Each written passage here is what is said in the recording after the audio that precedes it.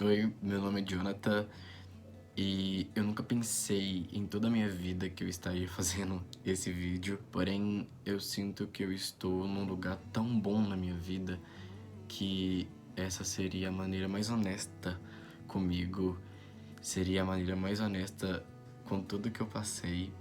Faltam 24 dias para eu completar 22 anos e eu queria deixar esse vídeo registrado. E eu sinto que esse vídeo pode inspirar pessoas aonde ele chegar. E só deixando bem claro que hoje tá tudo ok, tá tudo bem. E que essa história eu só tive coragem de contar quando realmente eu me sentisse bem e livre dela. Então, de 2012 até 2019 eu sofri com TA. As pessoas elas acham que o transtorno alimentar é você colocar o dedo dentro da garganta e vomitar. Mas na verdade não, e eu não culpo essas pessoas porque isso não é discutido, isso não é falado. Existem vários fatores que levam a pessoa a passar por esse tipo de trauma, por esse tipo de problema, e existem milhares de fatores dentro do TA, dentro do transtorno alimentar. Eles, só para você ter ideia, é a vigorexia, que é a compulsão por exercício físico. A pessoa ela é tão neurada em ter um corpo ideal que isso acaba virando uma doença. Então ela malha, e essa doença ela tá inclusa dentro dos transtornos alimentares. O que eu sofria no passado era não conseguir comer. Às vezes eu ficava 12 horas sem comer e quando eu comia era de forma exagerada e, consequentemente, logo depois vinha o vômito. Mas eu nunca coloquei o dedo dentro da garganta para vomitar.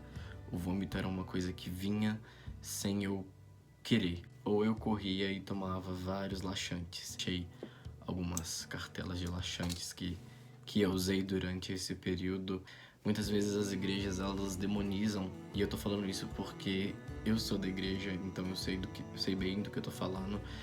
Elas demonizam muito a pessoa que vai na terapia, que vai no psicólogo, e essas pessoas que buscam ajuda, elas estão vivendo de uma forma tão boa, tão mais tranquila, vivendo a vida, sabe, sem o sofrimento mental.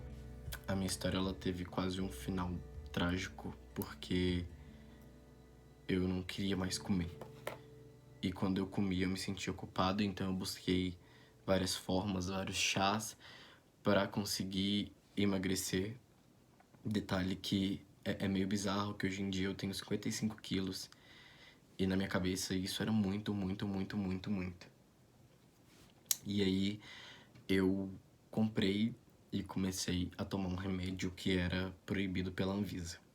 Na verdade, um remédio adulterado, mas eu não sabia disso.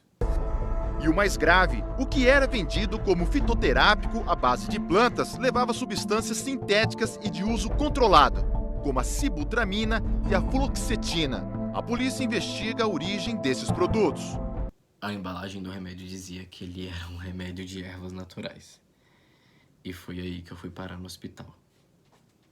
Porém, devido a essa falta de nutrientes e falta de me alimentar corretamente e às vezes de até vomitar, me trouxeram alguns danos que agora essas fotos elas são muito difíceis pra mim ter que mostrar pra vocês, mas eu vou mostrar pra vocês poderem entender a gravidade da situação.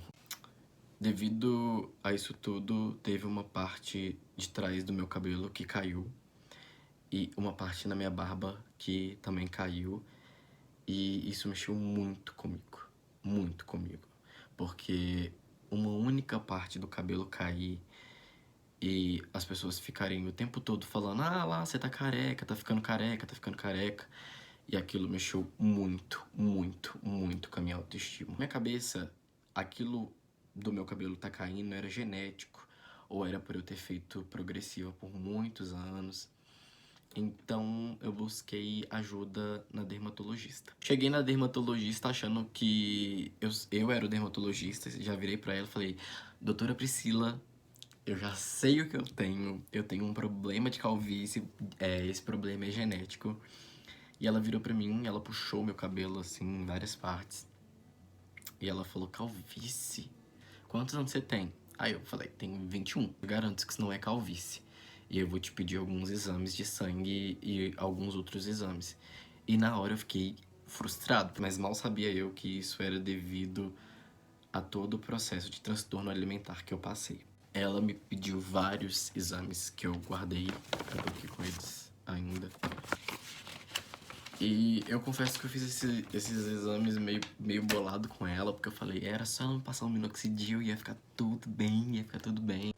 E aí eu acabei contando pra ela tudo isso que eu tô contando pra vocês. A conclusão dela, que realmente o que afetou a queda desse meu cabelo na parte de trás e uma parte que tinha na frente que não tinha cabelo foi a falta de vitamina e o sofrimento do couro cabeludo devido a essa ida de comida, essa volta de comida no estômago, de não me alimentar direito, de tomar tanto laxante e de não ter vitamina suficiente no corpo. Tanto quando ela me pediu um exame de hormônios, eu não sei termos médicos, e ela olhou pra mim e ela falou, caraca, você não tem quase nada desse hormônio e ele é super necessário. E eu fiquei assim pra ela. Hoje em dia, eu tô com 98% do couro cabeludo restaurado. Já tem mais ou menos uns 9 meses que a gente tá nesse tratamento dos remédios e tudo direitinho. A barba voltou, os cabelos também.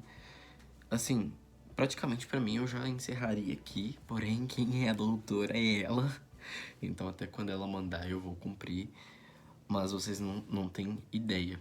Eu vou deixar aqui pra vocês foto de como tá agora e como ele tava antes.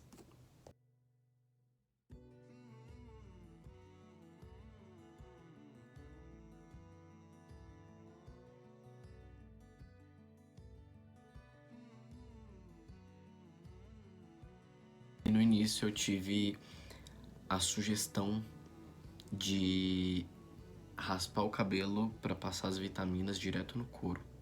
E eu recusei, porque eu fiquei pensando assim, nossa, vai todo mundo me achar feio.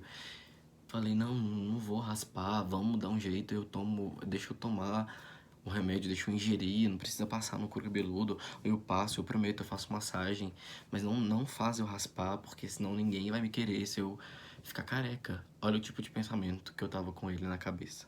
E ontem eu cortei o cabelo do meu avô, a gente corta o cabelo dele em casa, e eu falei assim, eu quero raspar meu cabelo.